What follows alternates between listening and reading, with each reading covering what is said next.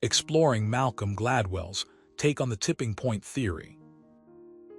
Let me tell you this. Have you ever wondered why some ideas spread like wildfire while others gather dust on the shelf?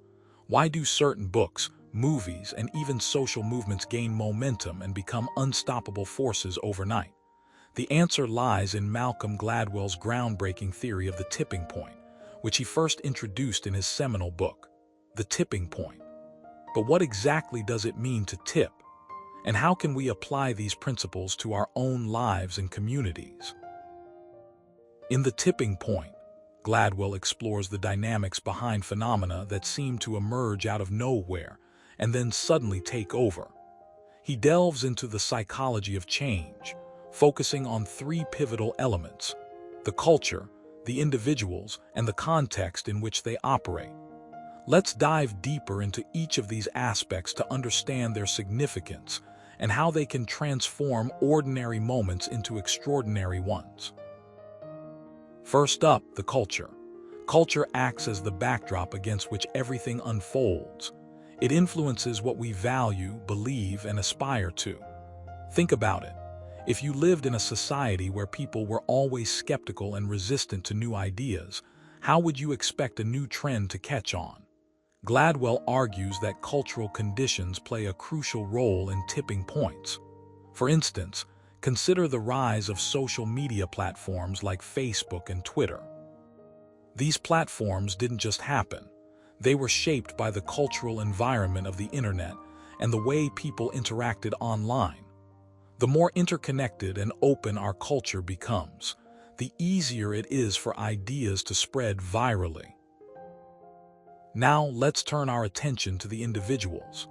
In The Tipping Point, Gladwell introduces us to the concept of the connector, the persuader, and the maven. Connectors are those who have a vast network of contacts and are adept at making new connections. Persuaders are skilled communicators who can sway opinions and influence others.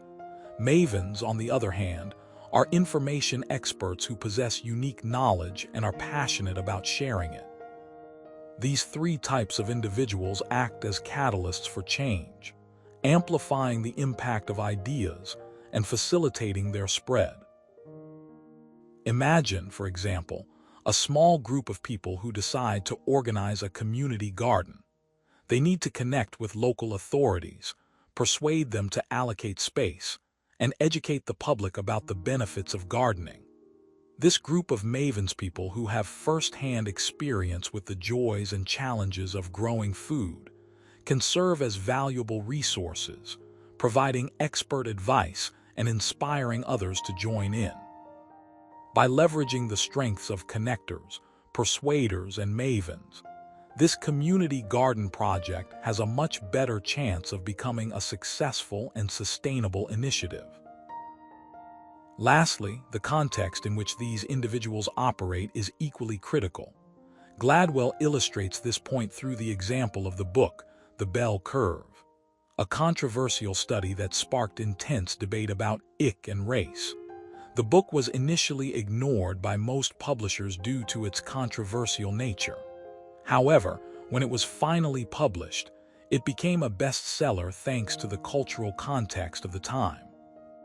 A wave of anti-intellectualism swept across America, creating an environment where books like The Bell Curve could thrive. In contrast, a more intellectually engaged society might have rejected the book outright. So, what does all of this mean for us? How can we harness the power of the tipping point to create positive change in our lives and communities? Here's something you should know. The tipping point isn't just about waiting for something to happen. It's about being proactive and strategic. We can tip the scales in our favor by identifying the right individuals, creating supportive cultures, and understanding the context in which we operate. Consider a scenario where you want to start a new business or launch a social movement. You wouldn't just jump in without planning. Instead, you'd identify your network of connectors, persuade key stakeholders, and arm yourself with information to support your cause. By doing so, you increase the likelihood of achieving success and making a meaningful impact. Moreover, the tipping point isn't just about external factors. It's also about internal transformation. As individuals, we can tip the scales in our own lives by embracing growth mindset, fostering resilience, and cultivating a sense of purpose.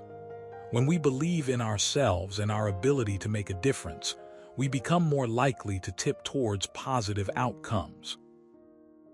But here's the thing. Tipping doesn't guarantee instant success. It requires persistence, patience, and a willingness to adapt.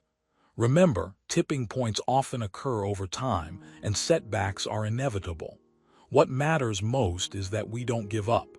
By staying committed and continuously learning, we can tip towards success and make a lasting impact.